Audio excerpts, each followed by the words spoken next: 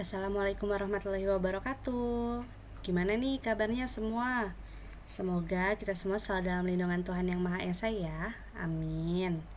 Oke, kali ini kita akan masuk ke dalam materi baru, yaitu materi tentang dokumen perdagangan.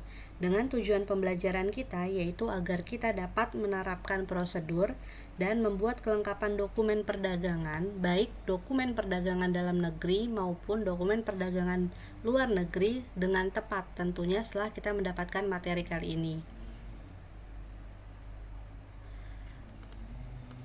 Pokok bahasan yang akan kita bahas di sini ada 3. Yang pertama adalah perdagangan, yang kedua adalah dokumen perdagangan, dan yang ketiga adalah letter of credit. Nah, untuk pertemuan kali ini yang akan kita bahas yaitu pokok bahasan yang pertama, yaitu perdagangan. Yuk disimak. Perdagangan, apa sih perdagangan?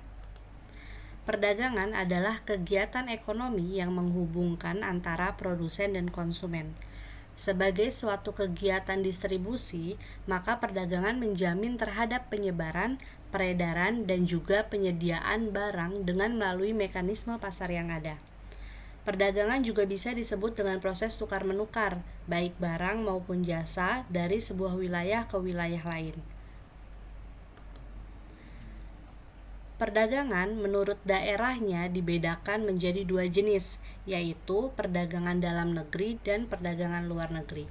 Perdagangan dalam negeri adalah perdagangan barang dan atau jasa dalam wilayah Negara Kesatuan Indonesia yang tidak termasuk perdagangan luar negeri. Setiap pelaku usaha wajib menggunakan atau melengkapi label berbahasa Indonesia pada barang yang diperdagangkan di dalam negeri. Untuk perdagangan luar negeri atau perdagangan internasional adalah transaksi barang dan jasa, barang dan atau jasa antar negara, atau dengan kata lain suatu kegiatan tukar-menukar barang dan atau jasa yang didasarkan atas kehendak sukarela yang dilakukan antar dua negara atau lebih untuk memenuhi kebutuhan bersama melalui kegiatan ekspor dan impor. Lalu apa dasar hukum dari perdagangan dalam negeri? Seperti yang kalian lihat di layar.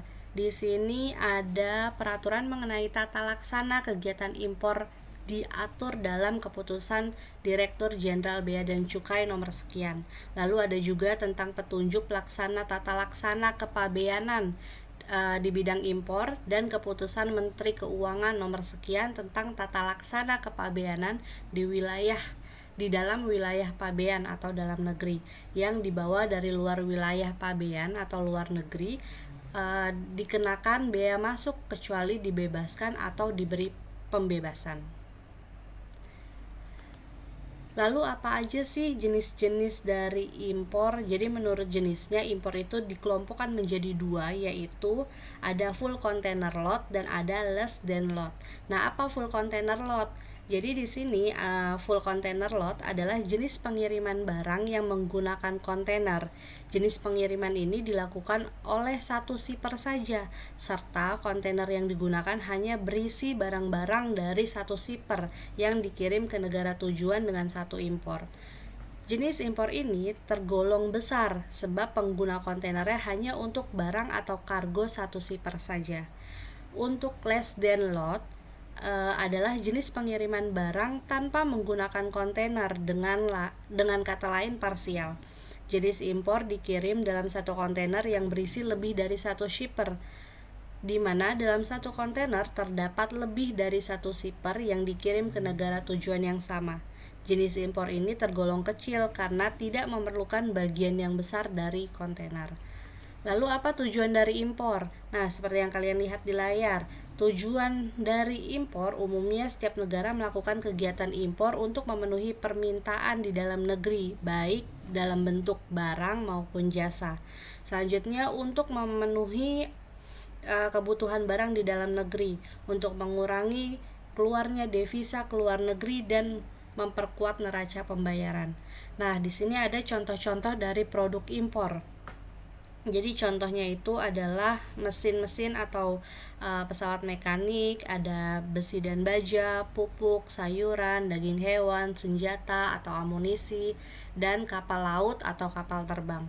Banyak lagi ya contoh-contoh lain, contoh produk yang diimpor.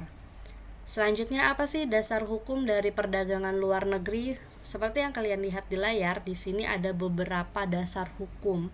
Ada Undang-Undang Nomor 17 Tahun 2006 tentang perubahan Undang-Undang Nomor 10 Tahun 1995 tentang kepabeanan.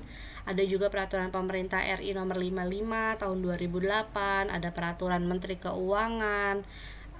Selanjutnya ada Peraturan Direktur Jenderal Bea dan Cukai tentang tata laksana kepabeanan di bidang ekspor. Ada Peraturan Direktur Jenderal Bea dan Cukai tentang pemberitahuan pabean ekspor. Nah, kalian bisa lihat lagi tentang dasar-dasar hukum di slide ini. Selanjutnya adalah jenis-jenis dari ekspor. Nah, secara garis besar, kegiatan ekspor dikelompokkan menjadi dua, yaitu ada ekspor langsung dan ada ekspor tidak langsung. Untuk ekspor langsung merupakan proses menjual barang atau jasa melalui perantara atau eksportir yang berada di negara lain atau negara tujuan ekspor. Ekspor ini dilakukan melalui distributor dan perwakilan penjualan perusahaan. Manfaat dari ekspor langsung adalah produksi terpusat di negara asal dan kontrol terhadap distribusi dapat lebih baik. Sementara kelemahannya adalah dari segi biaya untuk kegiatan ekspor ini lebih tinggi untuk produk dalam skala besar, serta terdapat hambatan perdagangan dan proteksionismenya. Lalu untuk ekspor tidak langsung. Ekspor tidak langsung adalah kegiatan ekspor di mana barang yang dijual melalui perantara atau eksportir negara asal yang selanjutnya dijual oleh perantara tersebut. Dalam hal ini, pihak manajemen perusahaan dengan perusahaan pengekspor, kelebihannya dari sistem ini adalah sumber daya produksi terkonsentrasi dan tidak perlu melakukan ekspor secara langsung ke negara tujuan. Sementara kelemahannya adalah kontrol terhadap distribusi barang dan pengetahuan terhadap operasi di negara tujuannya itu minim, seperti itu.